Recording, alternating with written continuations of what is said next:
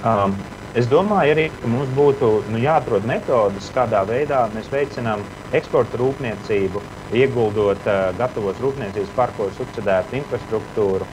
Mums būtu jāteic zinātnes finansējuma reforma, veicot atbalstus kā grantus, nevis kā grantus, bet kā riska aizdevumus pēc Izraēlas sistēmas, kas ļoti elegantā veidā Izraēlā ļāva strauji attīstīt pielietojamo zinātni. Un arī Somijā tajā skaitā, kur arī līdzīga sistēma ir.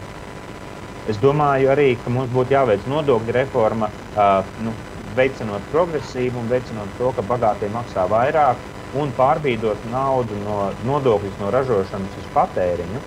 Un tas būtu ļoti labi priekš biznesa, tādēļ, ka jāatcerās, ka jebkurš arī vienkāršais patērētājs neliela algu, vienkāršais cilvēks neliela algu ir arī patērētājs uzņēmumiem. Un, ja mēs apliekam ar tik lielām nodokļiem nabadzīgos cilvēkus Latvijā, mēs faktiski iznīcinām lielu patērētāju slāni arī šeit. Pat ja mēs neskatāmies uz sociālo nevienlīdzību vai kādām citām lietām, tas ir vienkārši slikti priekš ekonomikas. Esošā politika, ko mēs esam izvēlējušies un ko mēs turpinām, paredz, ka mēs aizņemamies milzīgus līdzekļus un ieguldam tos finanšu sektora stabilizācijai. Bet tas ir tā, kā ekonomikas teorijās saka, stumt virvi.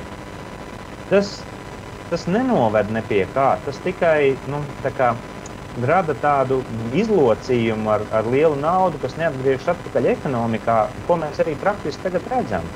Mēs apkrājam sev ar privātiem parādiem, tagad mēs apkrausim sev ar valsts parādiem, bet ekonomika neatgriezīsies pat 2006. Gada līmenī, pat ne 2014. gadā.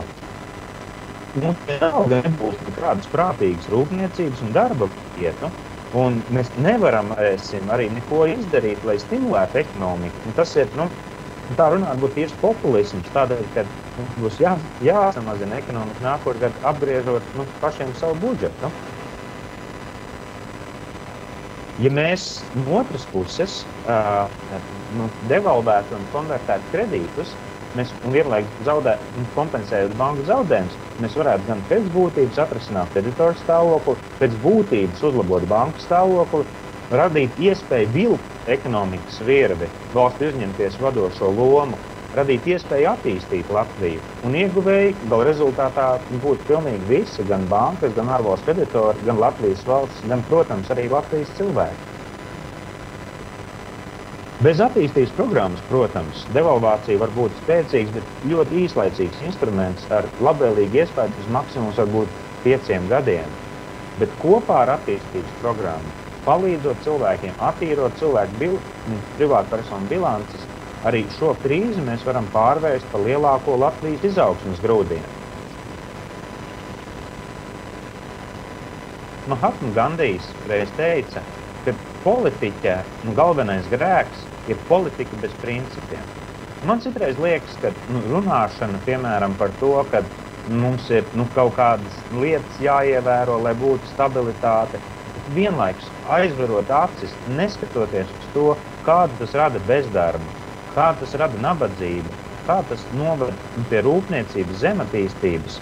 Man liekas, ka tā ir tāda bezprincipu runāšana.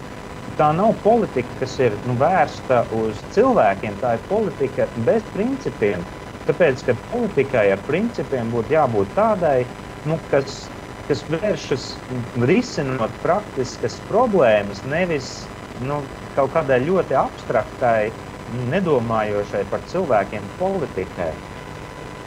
Man liekas, ka mums ir jāatgriežas šie politikas ar principiem. Politikas, kas domā gan par to, kādā veidā mēs attīstamies, gan par to, kādā veidā mēs nodrošinām nabadzības, bezdarba un visas Latvijas attīstību. Liels paldies jums par šo un paldies par iespēju runāt un pastāstīt šīs domas CT kongresā. Un, lai jums izdodas ļoti jauks kongress. Paldies!